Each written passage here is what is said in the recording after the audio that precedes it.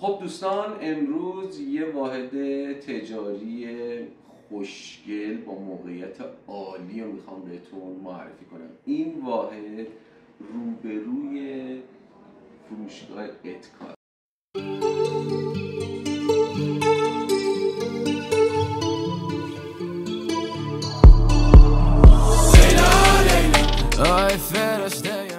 یعنی هر کسی اومد شهرک بهشتی بره فروشگاه اتکا، موقعی که خریدشو کرده با صورت میاد تو این مغازه.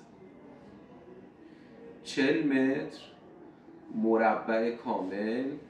دوستانی که الان اینجا کار میکردن، خب حالا کار لوازم خونگی میکردن و خب خیلی هم قویان و فکر میکنم خودشون دوست دارن برن توی یک منطقه بهتر کار کنن. این مغازه رو واقعا بهتون پیشنهاد میکنم. هم مالکش فروشنده است، هم تهاتر میکنه با یه واحد مسکونی تو شهرک بهشتی.